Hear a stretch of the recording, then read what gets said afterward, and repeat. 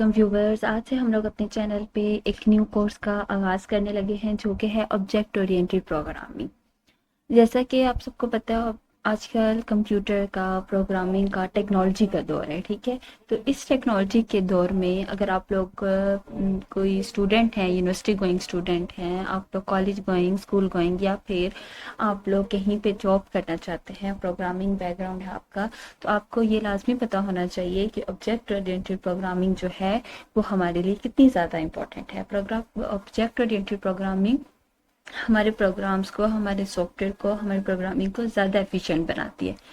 चाहे हम लोग कोई भी प्रोग्रामिंग लैंग्वेज यूज़ करें, सी प्लस प्लस हो जाए, जावा हो जाए, सी हैश हो जाए, इन सब प्रोग्रामिंग लैंग्वेजेस के अंदर ऑब्जेक्ट ओरिएंटेड प्रोग्रामिंग को यूज़ किया जाता है अपने प्रोग्राम को ज़्यादा ईजी बनाने के लिए, ज़्यादा एफिशिएंट और फास्ट बनाने के लिए।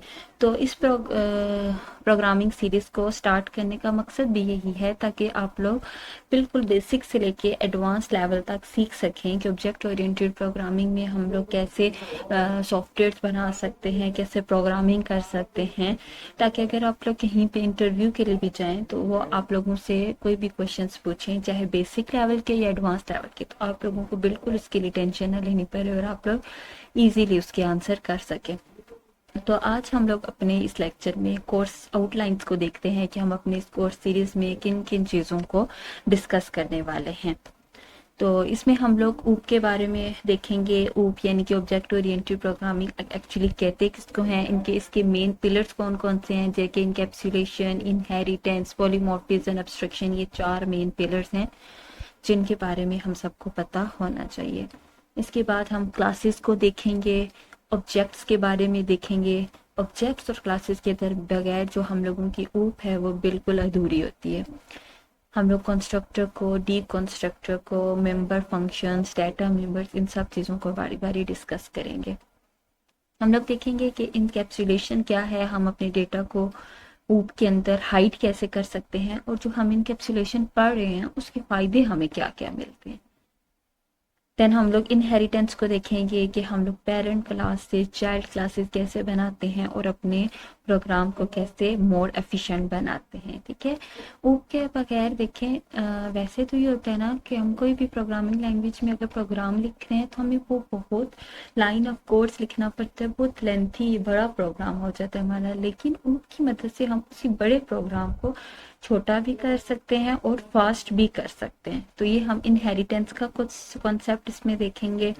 देन पॉलीमॉर्फिज्म को, फंक्शन ओवरलोडिंग, ऑपरेटर ओवरलोडिंग, इन सब चीज़ों के बारे में हम स्टेप बाय स्टेप डिस्कस करेंगे।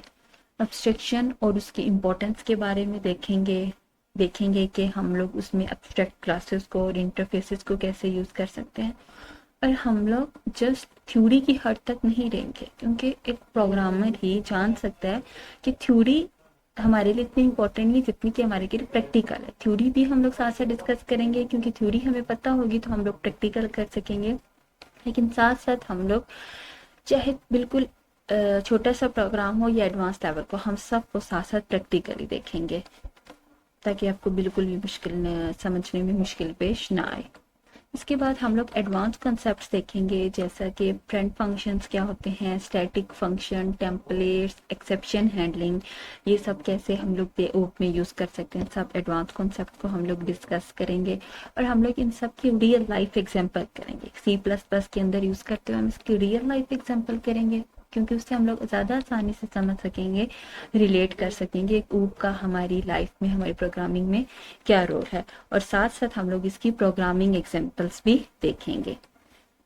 तो होप सो व्यूवर्स, आपको ये वाली सीरीज, ये वाला कोर्स बहुत ज़्यादा बेनिफिट देगा, आपको बहुत अच्छा लगेगा, और होप सो कि आप इसको अच्छे से अंडरस्टैंड करके कामयाबी हासिल कर सकेंगे। तो हमारे साथ जुड़े रहिए न्यू अपडेट्स के लिए और एक अच्छे प्रोग्रामर बनने के लिए।